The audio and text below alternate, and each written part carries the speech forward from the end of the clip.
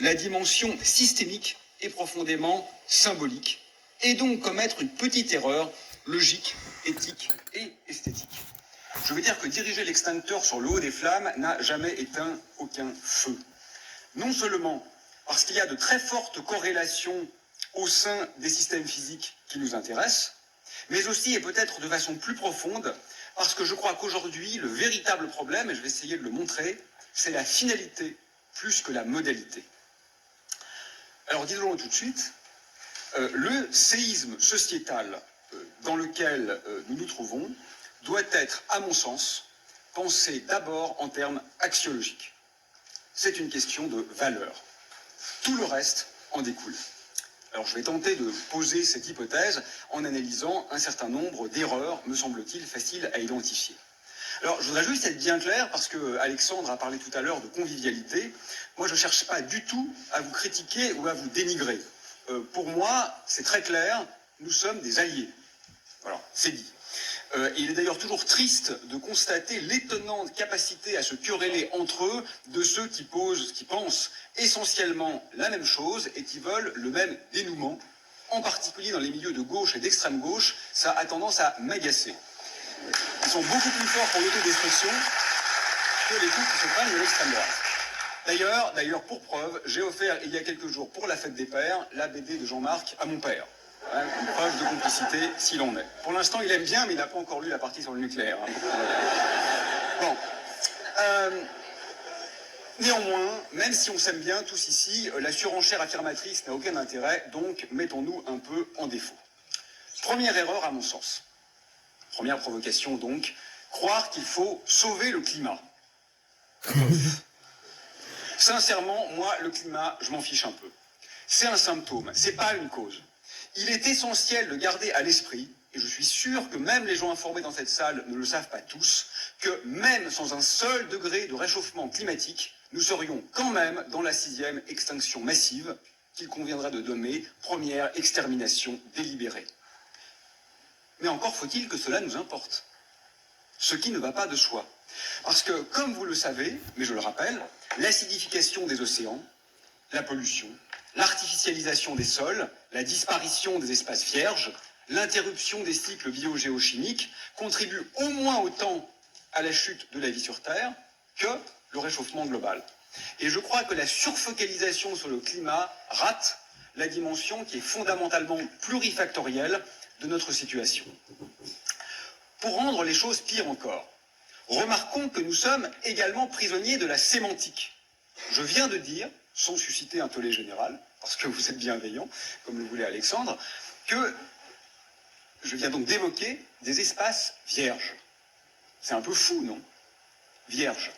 Alors qu'ils sont précisément gorgés de vie. Vierges, alors qu'ils ont précisément été pendant presque toute notre histoire, et qu'ils sont encore, pour beaucoup de peuples, les lieux essentiels de notre manière d'exister et d'habiter le monde. J'ai dit vierges, alors que sans aucun doute, selon toute vraisemblance, c'est là que les phénomènes biologiques les plus importants prennent naissance. Mais au-delà de cette remarque, qui n'est peut-être pas aussi anodine qu'on peut le croire, vous voyez bien que le réchauffement climatique en tant que tel, c'est une conséquence d'un système axiologique qui a décidé que la vie n'avait aucune valeur.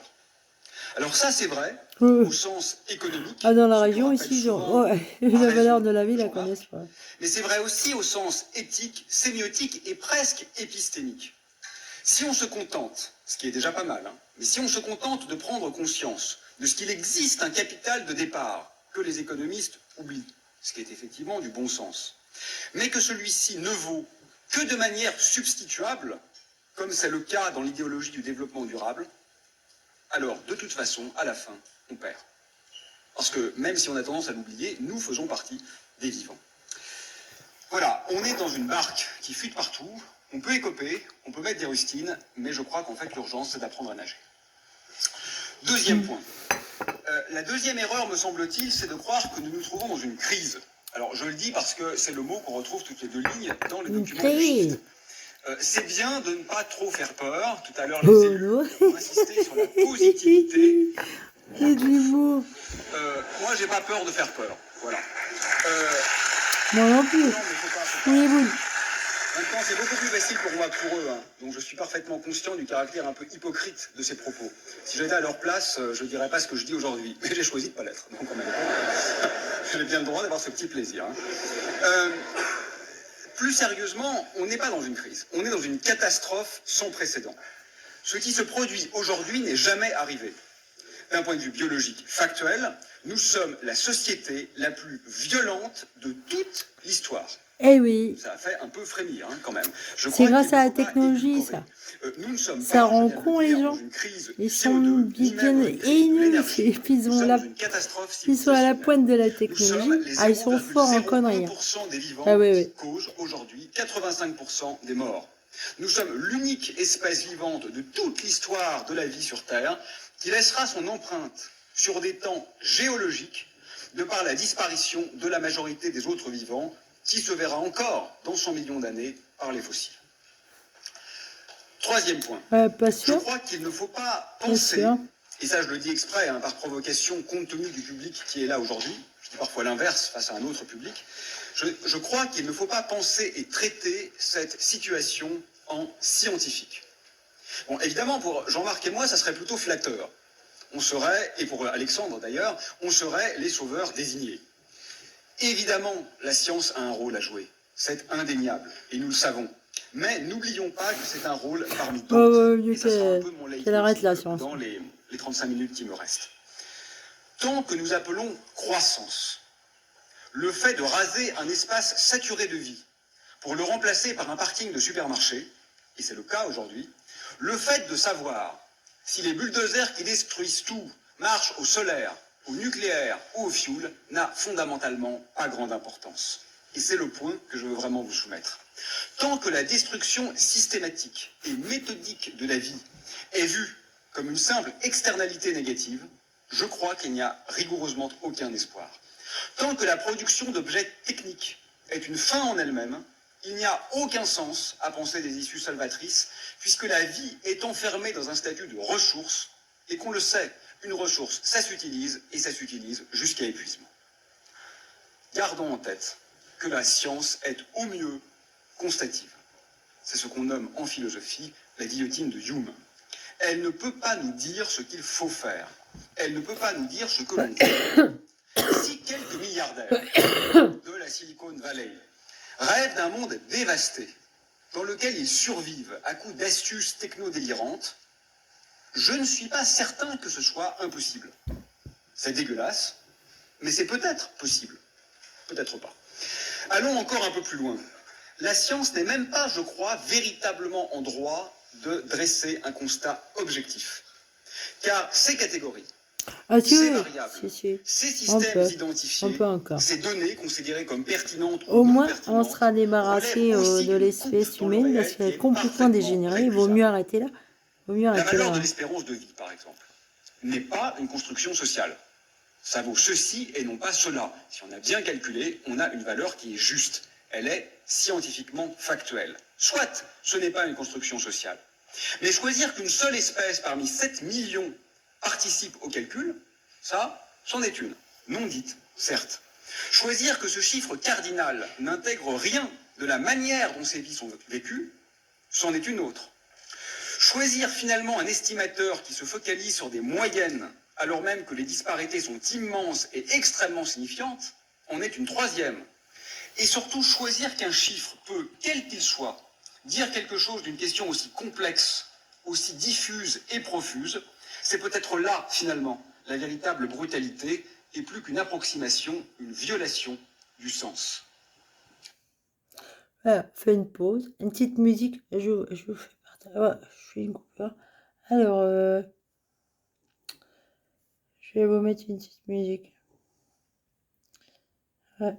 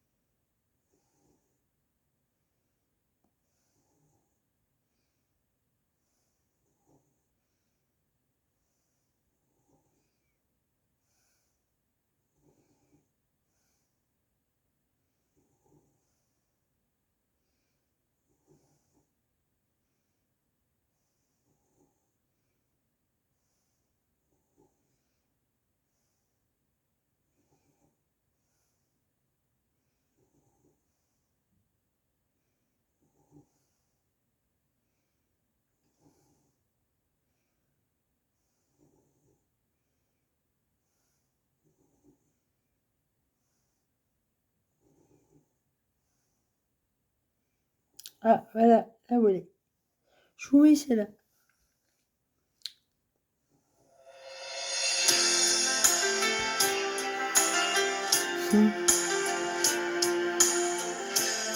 Toutes les nouvelles sont nulles, autant être positivé quand même.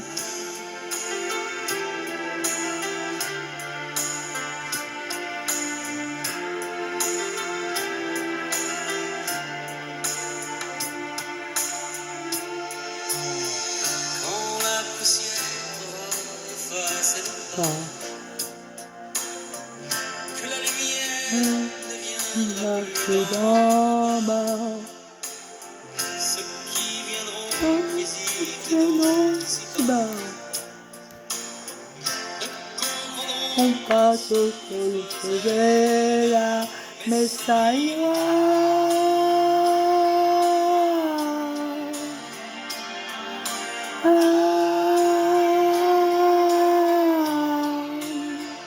Ça ira.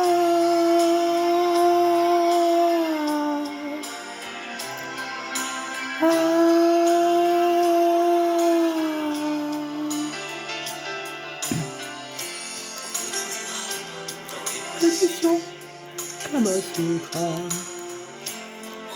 Bon, ce qu'on faisait là.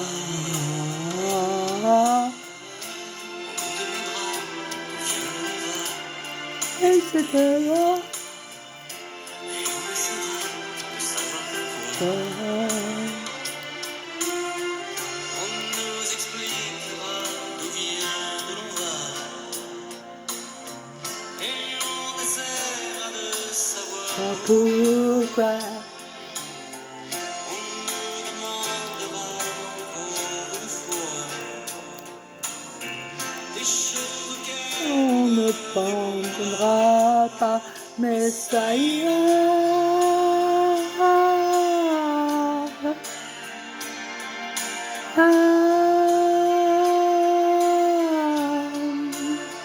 Ça ira.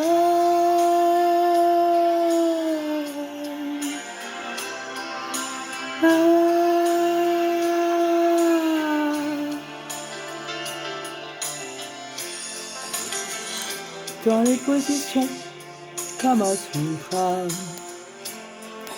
Non, ce qu'on faisait là.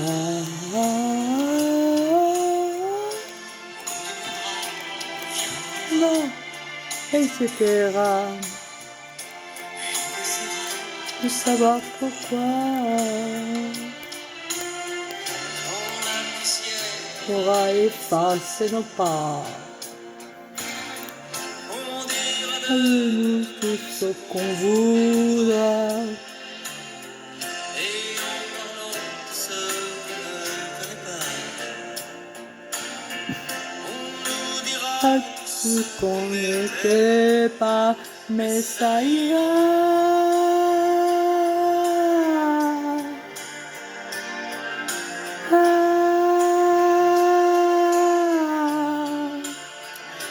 Ça ira.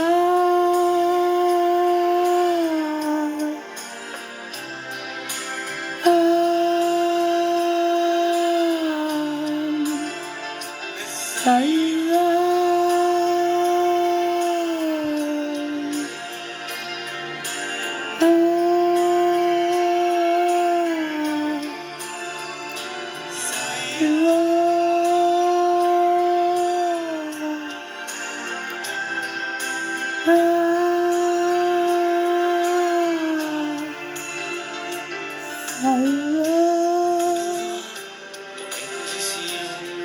Comme un sutra. en se demandant ce